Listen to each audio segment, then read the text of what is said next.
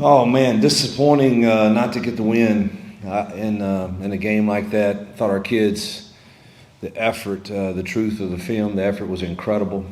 Um, it was a tale of two halves for sure.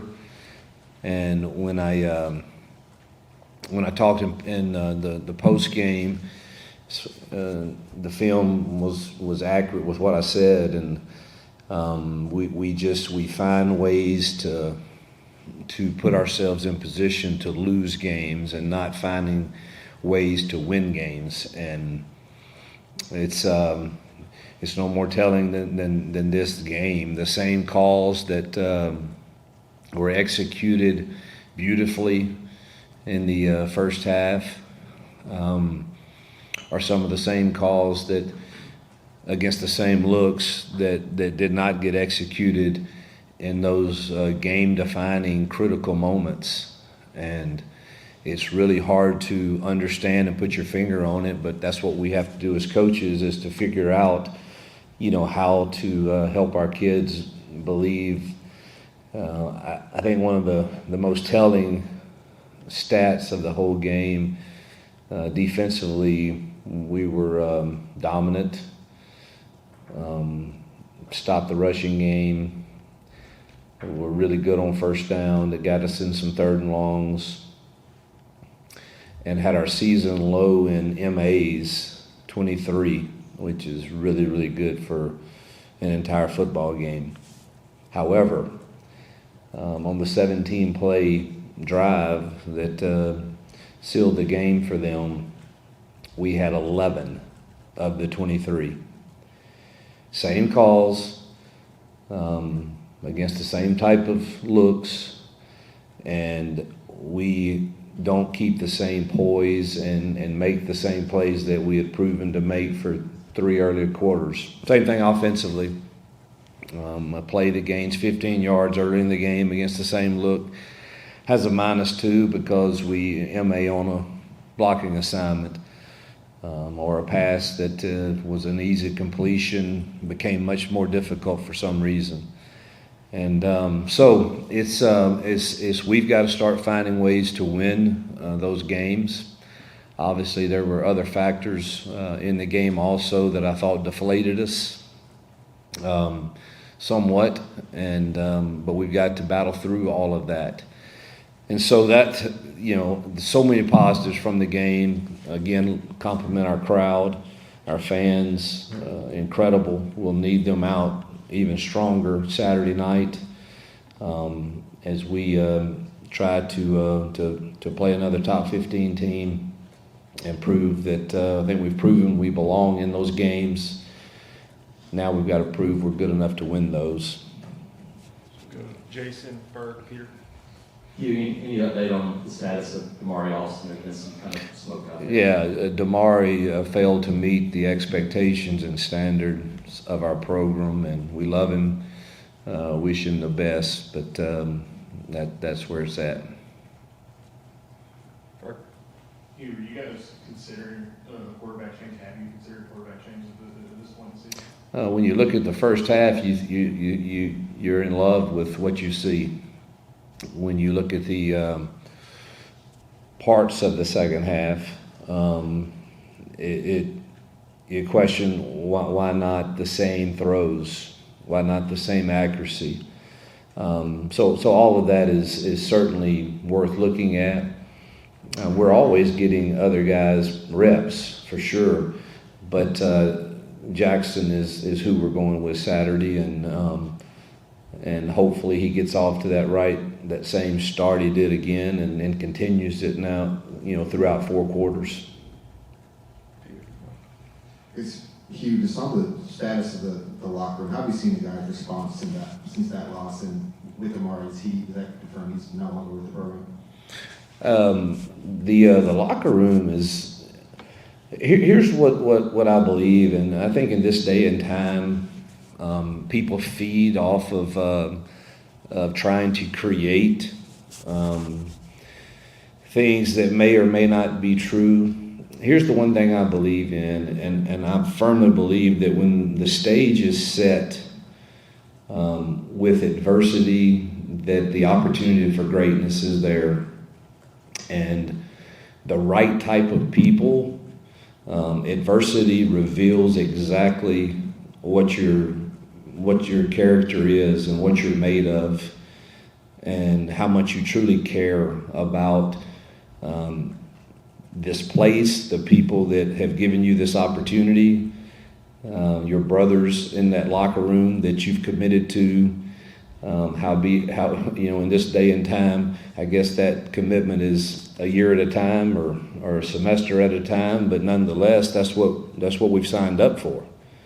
And adversity reveals that, and I believe that's a locker room full of guys that are going to fight their tails off because they know how close they are and they know what it means to each other and to this place. And so how we respond will reveal that, and you've got to go through it. You can't go around it. There's no shortcut. And there's no easy games. There's no easy road. And the great thing is you get to find out a lot about yourself and about who you really are. And I'm excited to see that. I know what this staff is made of, and I think I know what most of these young men are made of. Many of them are young. They're learning. And they're watching. How does Coach handle this? How does, the older kids like Eldrick Falk, who's an incredible leader, how do they handle these moments that you're disappointed? And we should be disappointed. We could easily be sitting here having a lot better discussions, but we're not. And we've got to go through it, and this will reveal everything you need to know about everyone in that locker room. That's good. Mike, Dan, JG. Coach, you follow up with Peter's question about the locker room. At what point, though, is the results a reflection on the leadership and coaching? How much of that are you owning? What are you changing this week? Like, why would fans expect a different result this Saturday?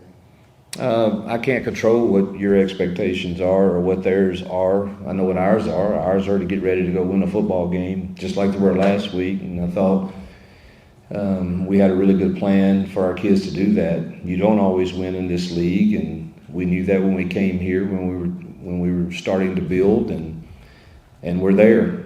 And we do have to get different results, and we all know that when we sign up for it. But anybody that looks at it and doesn't see that it's very, very close and attainable really don't know what they're talking about. And so we've got to get different results. And, there's one way to do that. Go back to work, and let's get better at learning how to win when we get those opportunities, and hopefully get a few breaks that go our way also. And, and let's get on the winning column and see if we can't get on a run. Coach, what's your assessment of the season Jackson has had so far? What's he doing well, and where does he need to improve? Critical moments. He's got to shine. And I think he's done a lot of nice things. Obviously, he's taking care of the football for the most part. But certainly, I think he's got to have a little more poise in the pocket.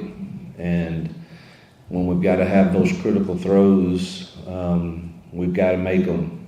And we've lacked some of that, and so that's where he's got to improve, and he knows it, and hopefully we'll see that Saturday. Yeah, Hugh, is Damari gone? Or is he gone, he won't be playing here anymore? Won't be playing here anymore. All right, so he's a very popular player, he's also a good player. I mean, how much of a kick in the teeth is that? Just, he's important. Next man up. We'll get Omar and Alvin and Justin and those guys ready to roll. Anything else? All right. Oh, Christian, go over there. Yeah, how close is Darrell to potentially being back in that running back room as well? He's running. You know what? I need to ask the medical staff that. That would be nice too. He's a competitive dude, so I'm not sure how close he is. I did see him running on the field this morning when we were having our walkthrough. So I hope he's getting closer and closer for sure. Ferg and Jason and Jake. Hugh, offensive line on Saturday felt like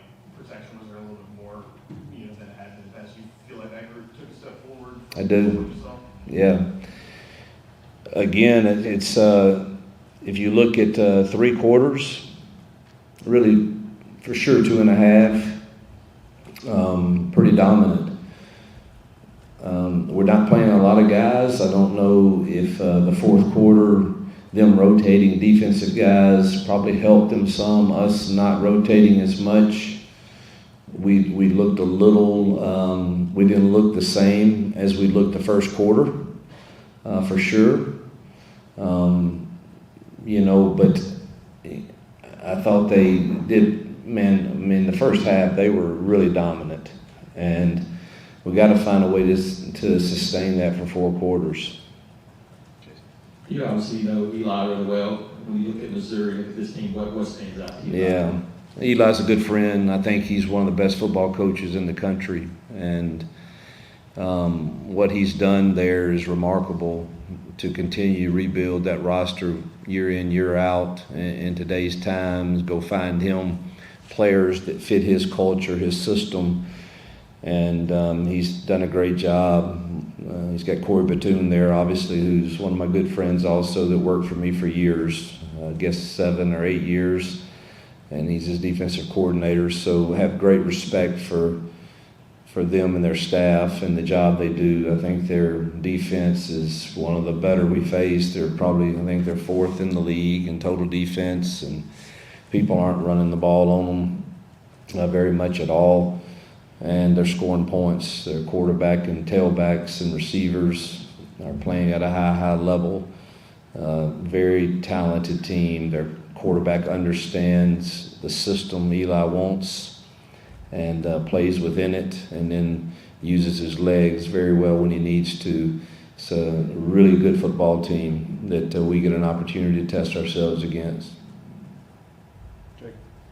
Hugh, you mentioned after the game that you felt like your team had played with the same energy in the second half after that fumble. As coaches, like, what do y'all have to do to make sure your team plays with that energy throughout all 4 quarters? Yeah, watching the film, I don't know that. I mean, the passion was still there, particularly defensively. I think offensively, some of the air was sucked out when we didn't go in 17-0 on the call. That I still disagree with, but the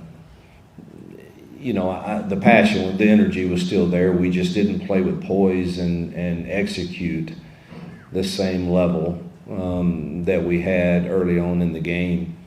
But I do think it was somewhat deflating, for sure.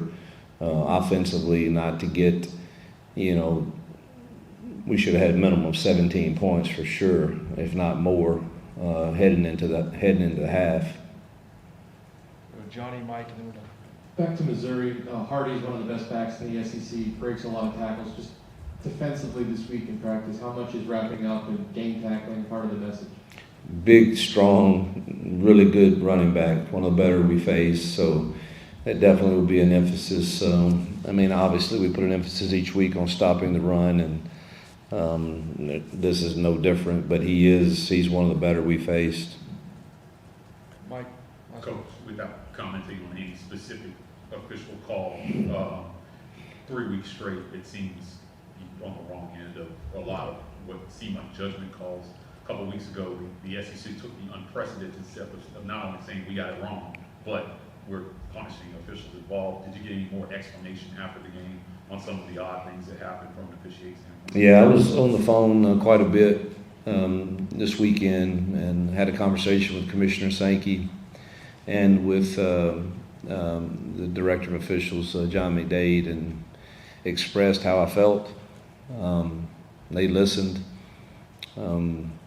Obviously, they want their group to get it right all the time, and it's just there was some that did not get right, in my opinion, and they can disagree with me. They can, but it was it's hurting our football team, and it's hurt, in my opinion, our record, and some of it has to do with us for sure also. And so I had good conversations. Commissioner Sankey has always been one that I could talk to, whether I enjoyed the conversation or not, but he's a man that I think has great care for the people in this conference and you know, and our feelings and what we're going through.